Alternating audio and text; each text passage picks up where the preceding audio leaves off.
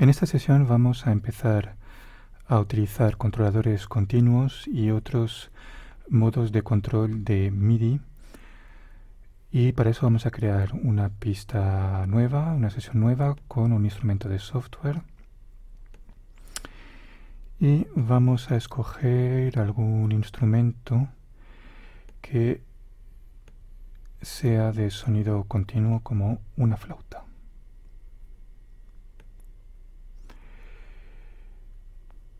Podemos abrir el teclado de introducción por pasos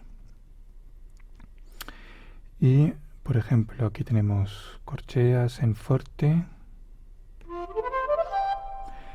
y luego podemos poner semicorcheas en mezzopiano. Bien, esto nos crea entonces un pasaje de MIDI nuevo.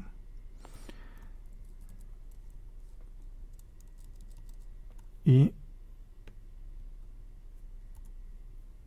vamos a doble clicar y abrir así el editor de teclado. En este editor podemos, por una parte, hacer una cuantización temporal. Por ejemplo, vamos a coger las notas rápidas y vamos a activar la cuantización de tiempo a corchea. Con lo cual, si está al 100%, va a poner todas las notas en los inicios de corchea, y si disminuimos la intensidad, va a volver a la posición original y podemos dejarlo en una situación intermedia. También podemos añadir un poco de swing, que consiste a dar una irregularidad propia de lo humano. También podemos escoger las escalas. Por ejemplo, podemos escoger todos los eventos, todas las notas, y con comando A, y vamos a decir que estén en una escala particular, por ejemplo, Do mayor,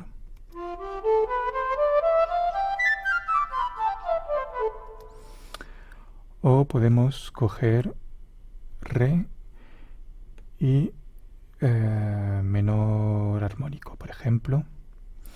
Entonces vemos que modifica las notas para corresponder a las notas de la escala de Re menor,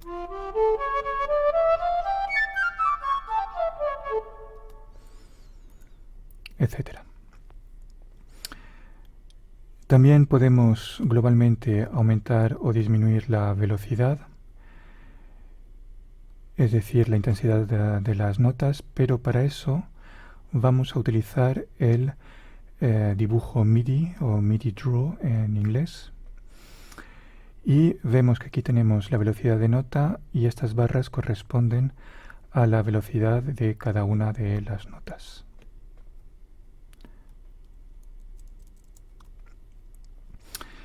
Entonces podemos seleccionar una barra de velocidad y aumentar o disminuir su velocidad. Pero para hacer una progresión, por ejemplo un crescendo, vamos a pinchar y arrastrar creando una línea y creando una progresión de velocidades. También podemos, una vez que están seleccionado, aumentar o disminuir la velocidad de todas las notas, o seleccionar una nota del final y arrastrarla, con lo cual reducimos o aumentamos la pendiente general de este crescendo. También podemos controlar otros parámetros, como por ejemplo el panorama. El panorama en MIDI es idéntico a lo que sería un panorama en el audio, excepto que se graba como un parámetro MIDI y solamente es entendido por los elementos de MIDI. Entonces, al hacer un clic se dibuja un punto. Podemos utilizar el lápiz, es decir, en este caso comando clic para dibujar otro punto, o doble clic y nos crea otro punto. Entonces vemos que se crea una panorámica izquierda-derecha.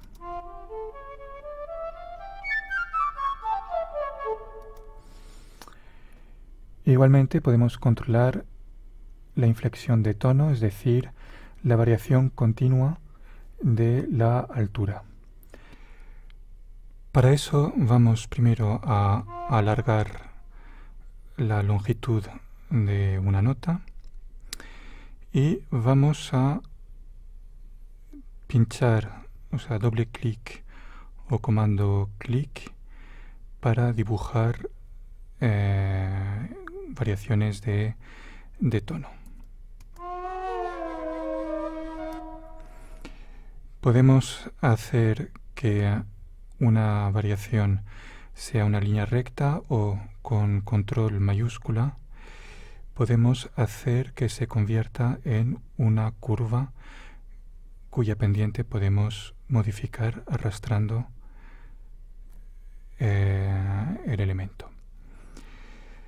También podemos seleccionar varios puntos y con la tecla de opción seleccionada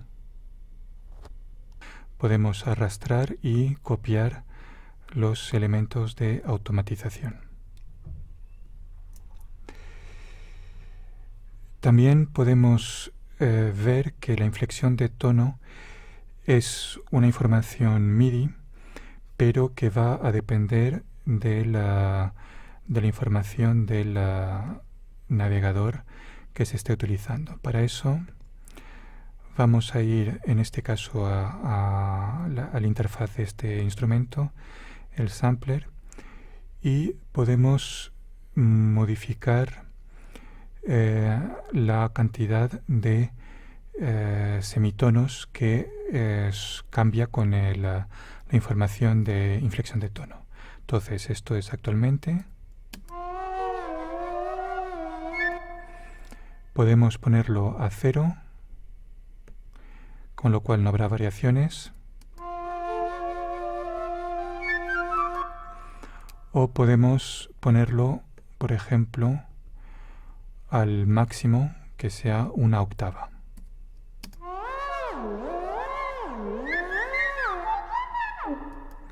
Con lo cual tenemos realmente un efecto exagerado. En el editor de lista tenemos aquí los eventos MIDI. Podemos seleccionar las notas y vemos que aparecen las notas, o podemos eliminar las notas y solamente nos quedan pues otro tipo de información como la inflexión de tono o el control. Podemos seleccionar todos estos puntos y borrarlo, con lo cual solamente van a quedar las notas como teníamos un principio, sin ninguna información MIDI.